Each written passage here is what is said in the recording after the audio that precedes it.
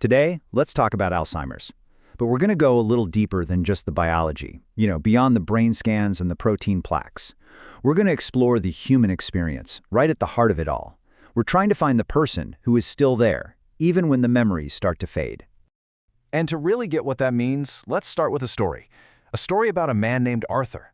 He went from being this respected community leader to someone who felt lost in, well, a maze of confusion. His story really captures the complicated and deeply personal reality of this disease. Now, here's where it gets really interesting.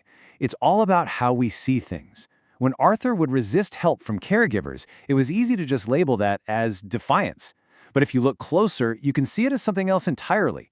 It's a final, desperate attempt to protect who he is, his very sense of self, as everything else is slipping away. It's this powerful fight to hold on. Okay, so to really wrap our heads around what's happening on a clinical level, we've got to look at how the diagnosis itself has changed over the years. And this isn't just about swapping out words, it's about a fundamental shift in how we understand the condition. You see, the medical world has moved on from the old, broad term dementia, which, let's be honest, came with a lot of baggage. Now they use major neurocognitive disorder. And that change is so important because it gets rid of the myth that this is something that only happens to older people or that it's always this inevitable downhill slide. So how did doctors actually figure this out?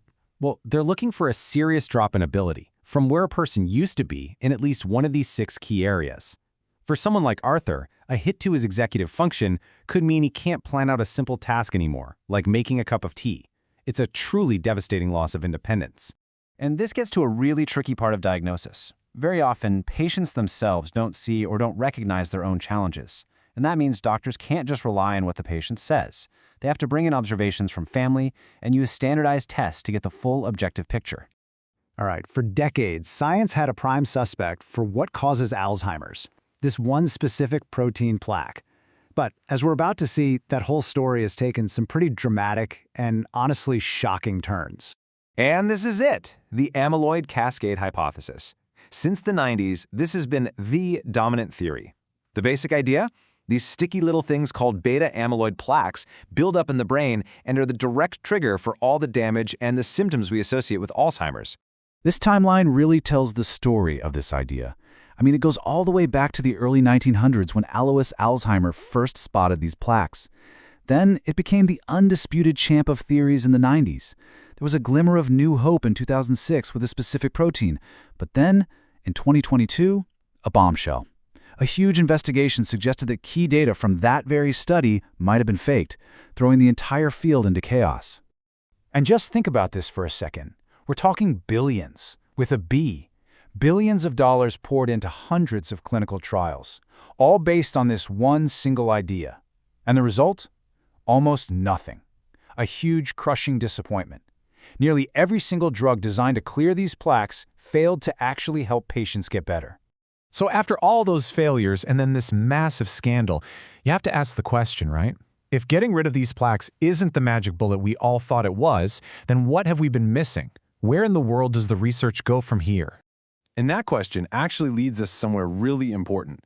It pushes us toward a new focus, one that moves beyond just the biology and starts looking at the person. It's a different and maybe a much more helpful way of thinking about care.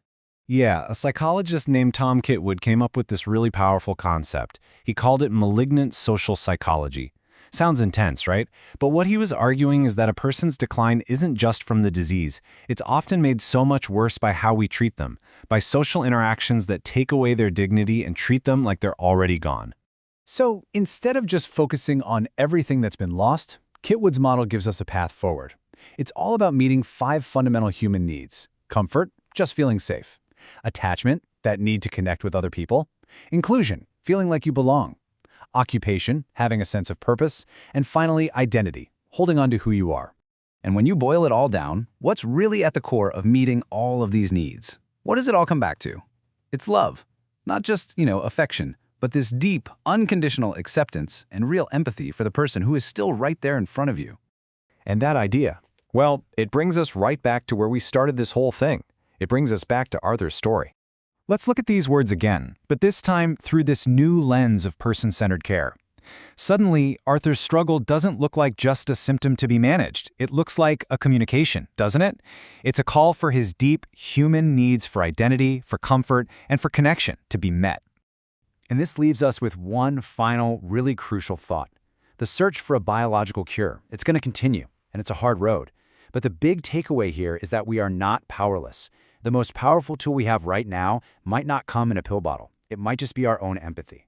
And maybe protecting that personhood isn't just a consolation prize while we wait for a cure. Maybe that is the victory.